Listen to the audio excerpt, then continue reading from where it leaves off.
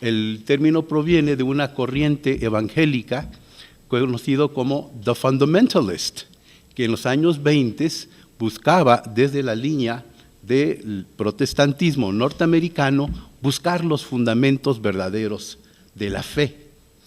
El fundamentalismo como tal es una corriente que existe en diversas religiones que implica el regreso a una verdad única escrita dentro de un libro sagrado.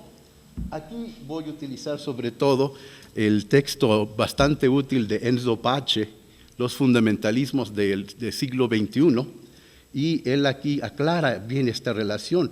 Los fundamentalismos no son exclusivos, como parece ser ahorita estarse apuntando en los medios, del Islam, casi siempre fundamentalismo islámico, ¿no? Sino que el fundamentalismo se da dentro de las tradiciones de las religiones del libro, aquellas religiones que consideran que hay un libro sagrado que es el que contiene las normas que deben de seguir los creyentes y que expresa verdades únicas. Estas religiones del libro son el cristianismo, el judaísmo y el islam. Y todos, pues de alguna manera, se basan en estos elementos de lo que los judeocristianos llamamos el Antiguo Testamento, ¿no? Que también es compartido por el Islam. Y entonces hay un fundamentalismo protestante, hay un fundamentalismo católico, hay un fundamentalismo judío y hay también un fundamentalismo islámico. Pace considera que se pueden ver ciertos elementos comunes a los fundamentalismos y él propone 4. 1, el principio de la inerrancia, que considera que el libro sagrado es una totalidad de sentido y significados y que no puede ser interpretado libremente, sino que tiene que ser interpretado estrictamente a la letra.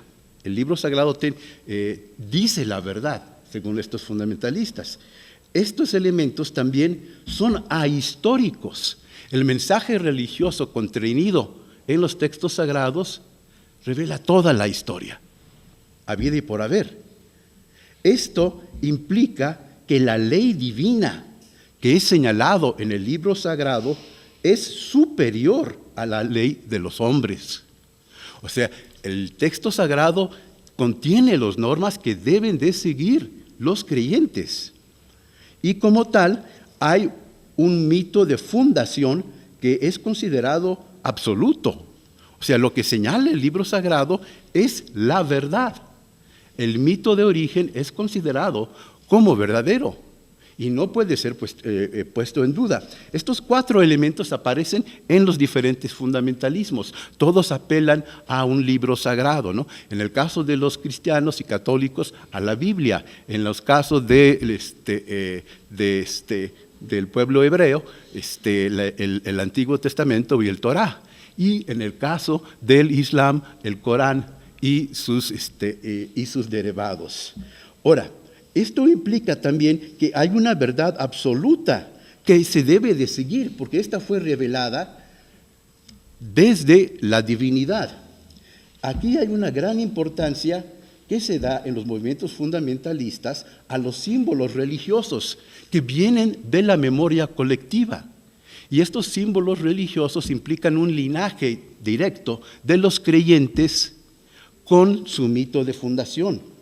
Y estos elementos pues, son considerados como un elemento necesario para que los creyentes puedan seguir una vía.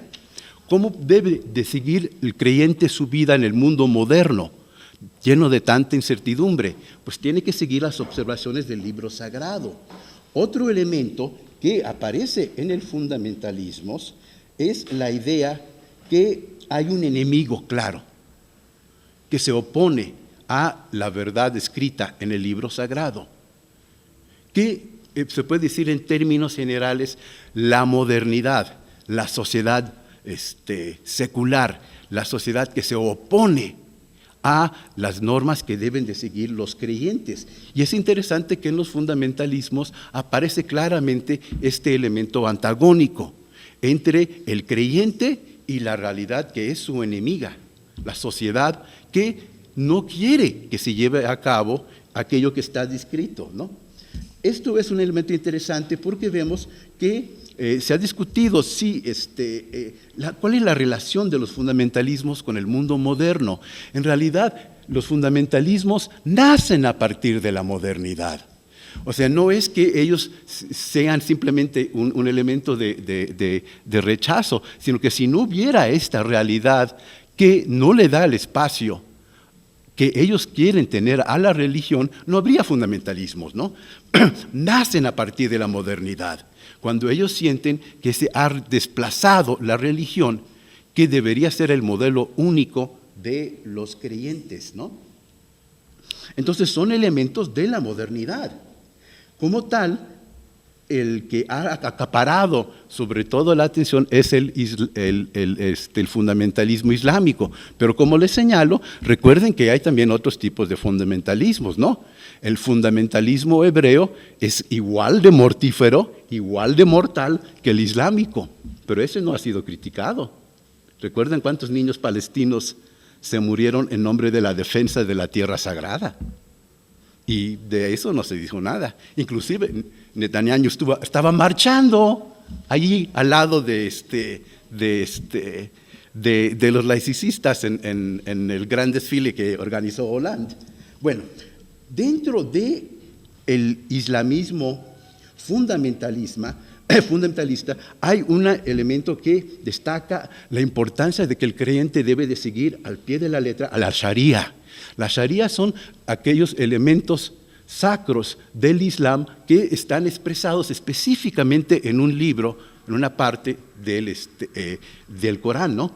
Es como el Levítico para el pueblo hebreo, ¿no? Es donde están expresados estos elementos. Y la Sharia, entonces, tiene que ser un elemento que el creyente tiene que seguir para poder mantenerse.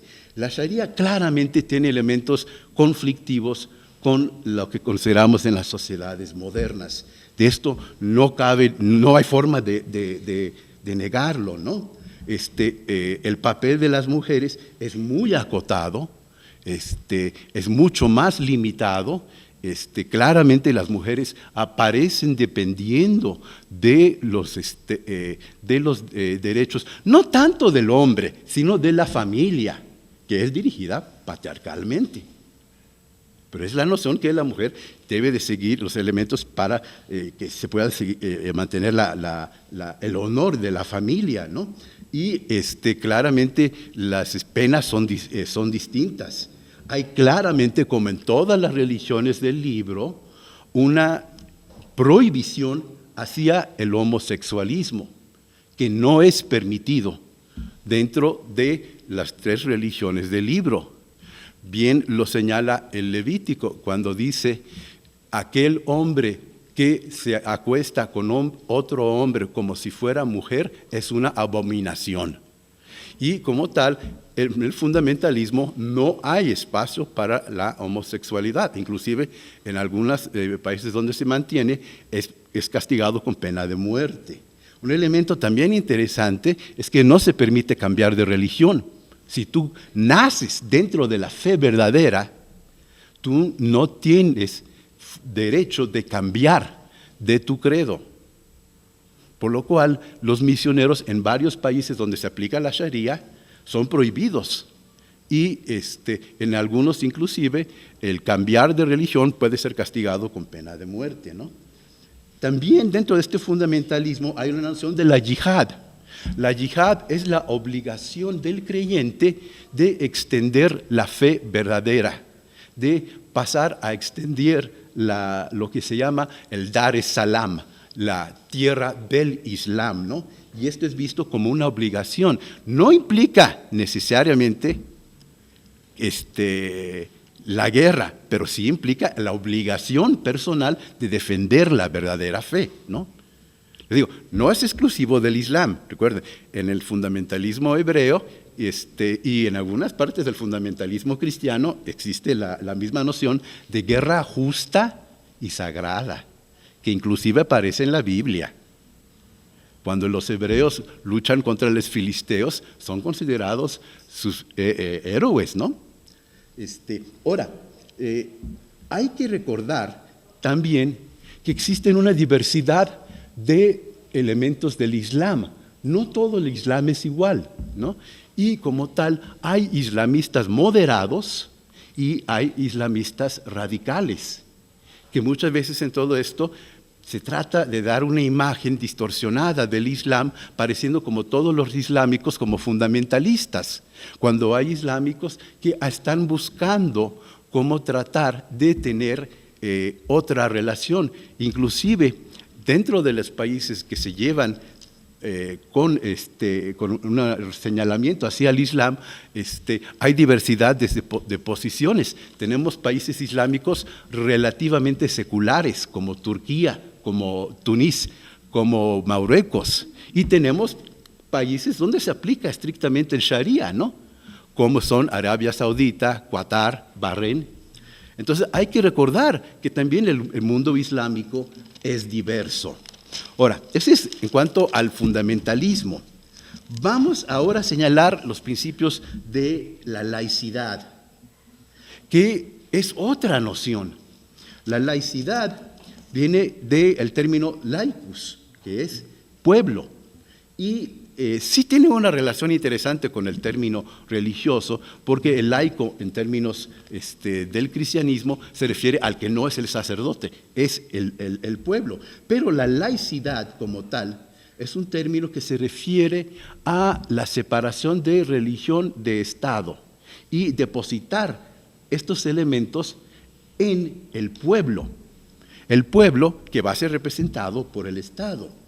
El término laicidad viene claramente de laicité y es un término que es utilizado en los países de habla latina. No existe el término laicidad en inglés. No hay ninguna traducción. Lo más cercano sería secularism, pero secularism, secular, se refiere más bien a la disminución de la religión.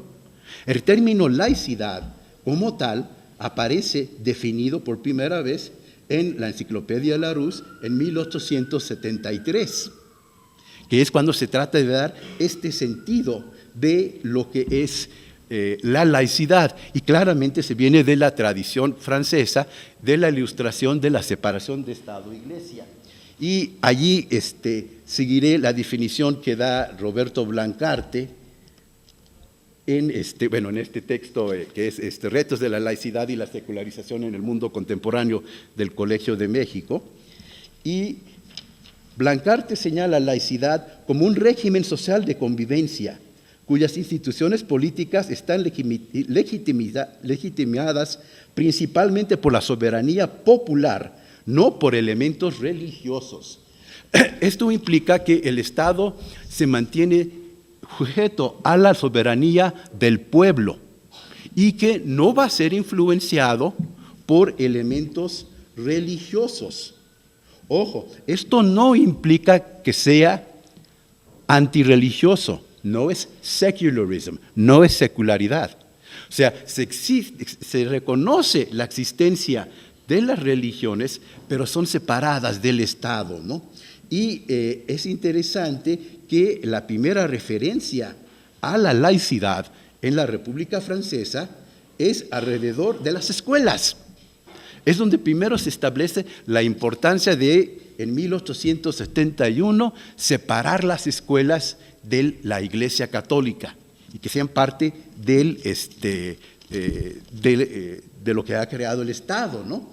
La laicidad, entonces, es un elemento que existe en diversos países. Por ejemplo, es interesante anotar que el término aparece primero en las Américas, claramente en México. Como les digo, el término no existe en inglés, porque en Estados Unidos no fue necesaria esa separación de Estado e Iglesia, porque fue fundado por disidentes religiosos, a tal grado que no existe ni el término en inglés, ¿no? Y parte muy fuerte de la identidad francesa se ha dado a relación de este aspecto de la laicidad, la laïcité, ¿no? La libertad religiosa aparece en la Declaración de los Derechos del Hombre en 1789. Y en 1791 la Constitución francesa reconoce por primera vez la libertad de creencia, que permita que convivan en Francia católicos, protestantes y judíos. Estas tres fes, las tres del libro, evidentemente, convivían, ¿no? Pero bueno, habían anteriormente habido casos claros de no solo de intolerancia, ¿no?, sino de guerras religiosas, ¿no? Y claramente la Constitución francesa, en los derechos del hombre, reconoce la libertad de la religión que se puede dar solamente dentro de un Estado laico. La laicidad francesa es además en sus inicios una institución bastante pluricultural, bastante plurireligiosa. Un elemento que es muy interesante es que la primer mezquita de París se funda en 1926 por inmigrantes que se acogían a la libertad religiosa. Sin embargo, actualmente ya varios autores han señalado, entre ellos la importante socióloga francesa Danielle Herveau-Léger, que lo que existe actualmente es una laicidad averiada, una laicidad que ha tomado sentidos diferentes de lo que originalmente se llegaba a pensar, una laicidad que inclusive podemos llamar agresiva. Esto se volvió particularmente notorio en el año 2004, cuando se dio una controversia alrededor de los símbolos religiosos y su aceptación en las escuelas públicas. Y en nombre del Estado laico se llegó a prohibir el uso de símbolos religiosos en las escuelas públicas, con multas de miles de euros. Esto fue destinado, sobre todo, como sabemos, a las niñas islámicas que portaban el velo.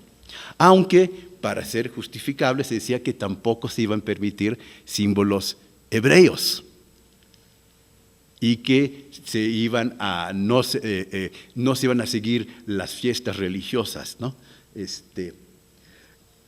Pero sobre todo fue utilizado contra niñas musulmanas, ¿no?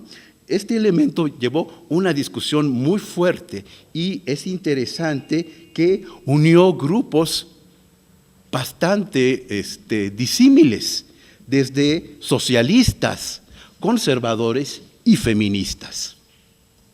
Pero la ley que prohíbe los símbolos religiosos no ha sido rechazada, se mantiene, ¿eh? Una ley que europeos consideraron muy excesiva y muy agresiva, y forzando pues prácticamente los islamistas a formar sus propias escuelas. Y en este sentido, para mí queda claro que en la laicidad se utilizó de una forma agresiva para actuar contra grupos religiosos no mayoritarios en Francia. De allí que uno puede entender que el último conflicto no es parte de un elemento aislado, sino que está en un contexto de un problema de la inserción de la población islámica en Francia. Una situación en la cual ya son 5 millones de personas que profesan la fe islámica, y entre los cuales hay una diversidad de posiciones, que recordamos desde los atacantes que mataron a los periodistas hasta el pobre policía que era tunecino y que también era islámico, ¿no?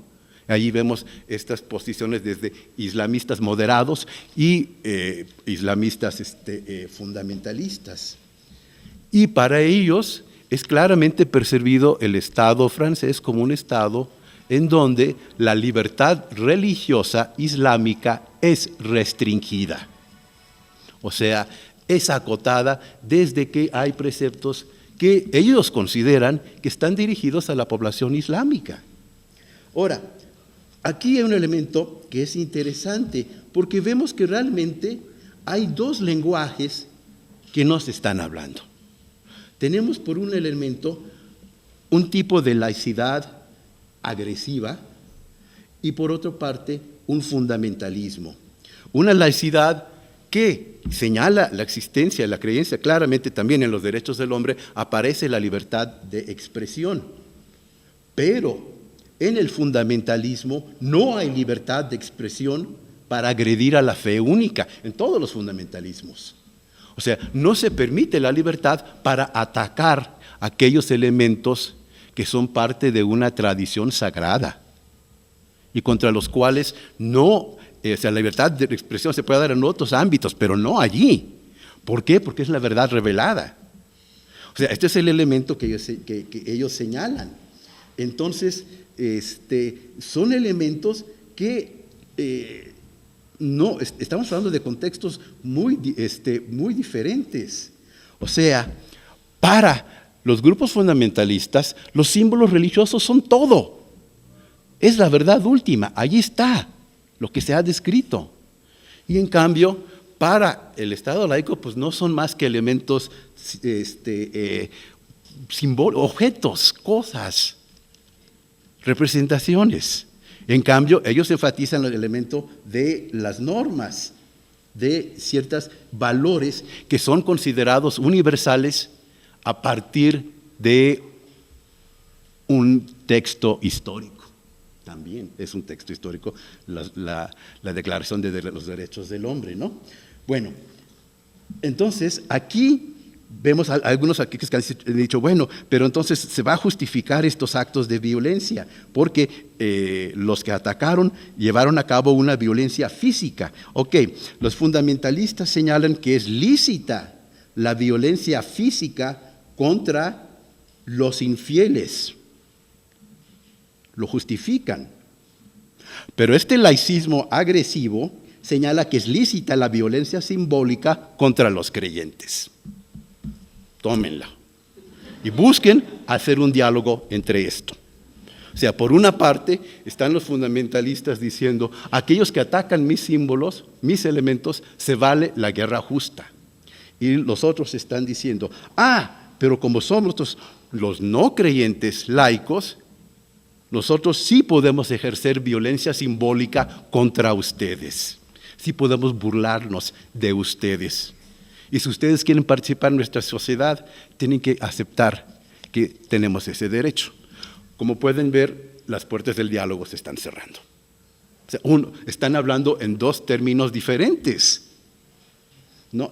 Y como ya se ha señalado, y claro, algunos medios lo han expresado, algunas de estas expresiones que aparecen en Charlie Hebdo serían prohibidas en otros países. Yo leí un artículo, bueno, ya los colegas también lo han mencionado, yo leí un artículo de la BBC de un escritor sudafricano que preguntaba si estas caricaturas serían permitidas en Sudáfrica, of all places, de todos lugares. Pero Sudáfrica, después de la larga guerra civil que tuvieron, han formado leyes que no permiten la burla de grupos específicos, sean raciales, sean de creencia, sean afrikaner, sean zulú, sea bantú, sea hindú o sea musulmán. Y ahí se señalaba, en Sudáfrica estas caricaturas no serían permitidas. En muchos países tampoco serían esos elementos. Ahora, lo que estoy tratando de poner es explicar este elemento. Hay una parte de la población que a mí en particular me preocupa, que son los islámicos moderados. ¿Dónde pueden ellos encontrarse? ¿Qué espacio se les puede llegar a dar?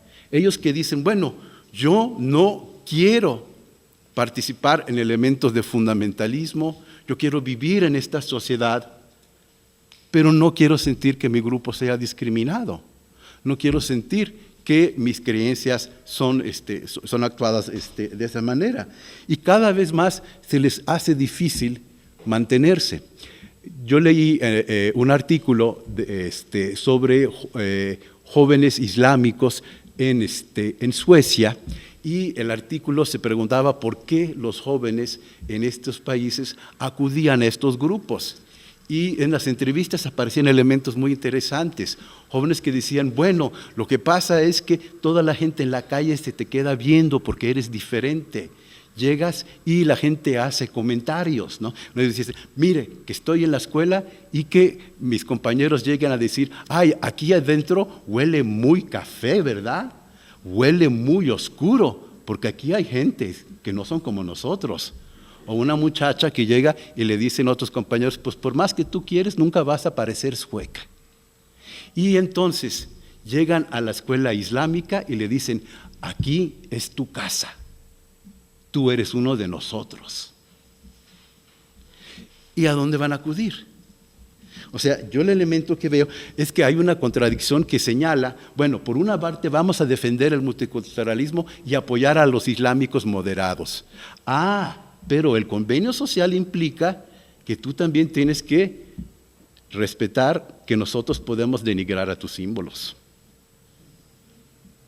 Y para algunos esto parece excesivo.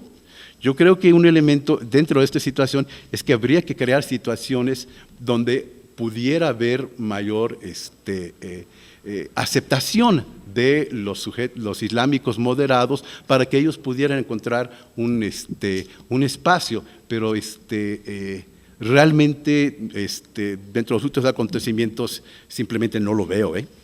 Allí lo termino.